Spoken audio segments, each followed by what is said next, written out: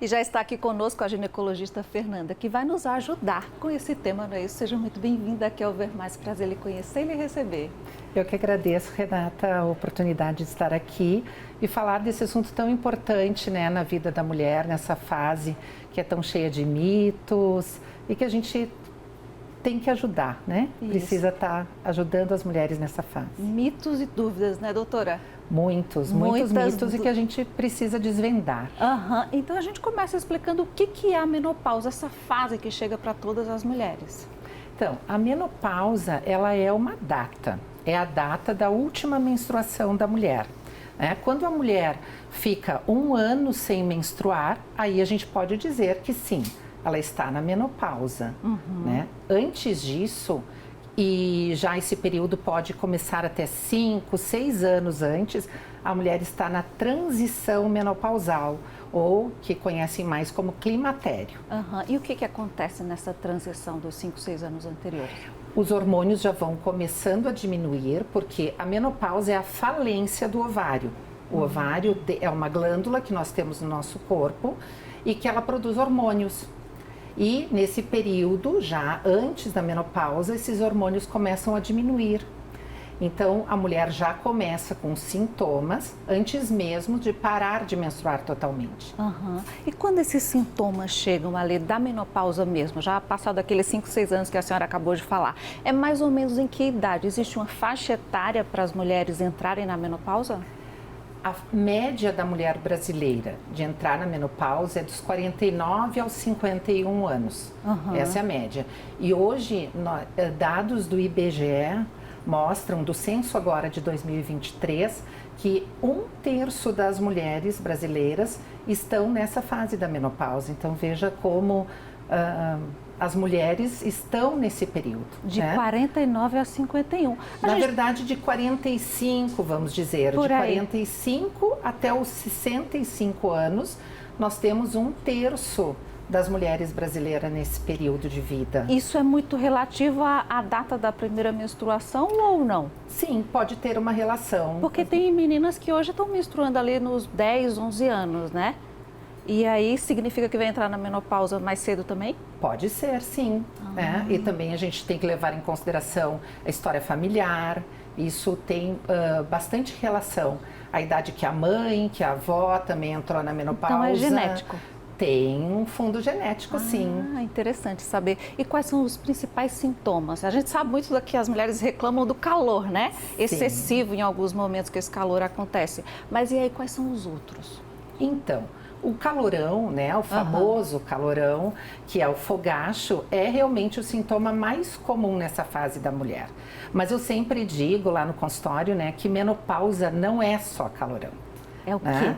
Então, temos outros vários sintomas, né? Mas diminuição da memória, ressecamento da pele, ressecamento vaginal, dores no corpo. Dores tipo o quê, doutora? Dores articulares, dores musculares. Às vezes a mulher, ela diz que ela tem dores, né? Dores no corpo em geral. E isso pode estar muito associado com a deficiência hormonal, com a oscilação dos hormônios nessa fase. Por isso que é tão importante a reposição? Por isso que a reposição, junto com outras questões, né? Alimentação, atividade física, uma boa higiene do sono, todas essas coisas vão colaborar muito para aliviar os sintomas nessa fase.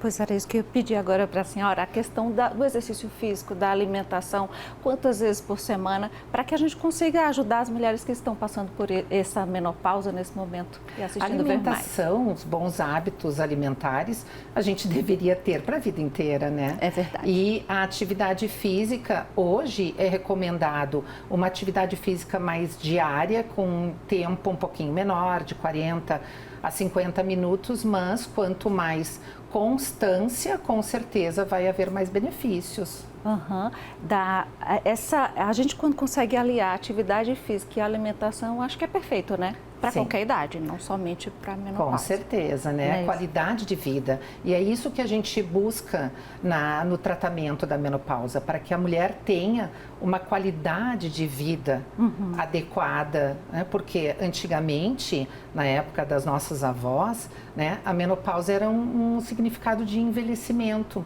E hoje eu estava até lendo que 1/3 das mulheres com 45 anos mais contribuem para o PIB. 30% do PIB as mulheres estão movimentando, estão gerando, né, a economia do Brasil. Então, as mulheres não podem ser mais consideradas velhas quando estão na menopausa. É os novos 50. Até porque as coisas evoluíram tanto, os tratamentos, a reposição hormonal, a alimentação, a atividade física, isso tudo faz com que a gente consiga manter o nosso metabolismo em dia, não é isso, doutora? Quanto mais nós unirmos forças na saúde, né, com os profissionais de diversas áreas, com certeza os benefícios vão ser enormes. Eu queria que a senhora falasse um pouquinho sobre o que é o climatério.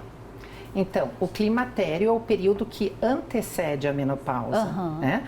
Onde já começam a sentir os sintomas.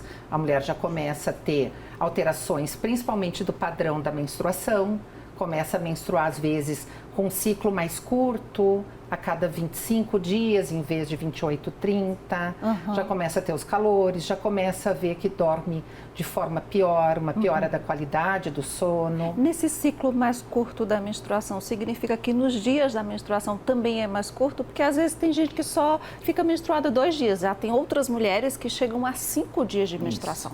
Quando a gente fala em ciclo menstrual, é o período de uma menstruação até a outra. Aí a quantidade de dias é outra coisa, né? Ela pode menstruar a cada 25 dias, mas durar só 2 dias. Ou ela pode menstruar a cada 25 dias, mas durar 5, 6 dias. Então, também as duas coisas nós precisamos avaliar, né? A duração do ciclo e a quantidade de fluxo. Sim. Ainda falando sobre essa questão da menstruação, e saindo um pouquinho da menopausa, a questão da menstruação, quando você está com um metabolismo muito bacana, que é o que a gente estava falando, ela tende a diminuir com a idade, o passar dos anos? O metabolismo vai ajudar, na verdade, aos sintomas da menstruação, né? Uma mulher que está com seu metabolismo melhor, não está inflamada, né? Ela vai ter, de repente, menos sintomas de TPM, de cólicas, isso sim. O metabolismo, nesse sentido, pode ajudar bastante. Mas na questão do fluxo? Na questão do fluxo, não necessariamente. Então, tá bem, doutora. Só para a gente encerrar agora, eu queria que a senhora falasse sobre essa questão do autocuidado, da mulher se olhar, independente da idade, independente da menopausa. Com certeza, né? Hoje é o que a gente mais preza pela mulher se conhecer. Conhecer quando está tudo bem, mas conhecer quando alguma coisa começa a não estar tão bem e procurar ajuda.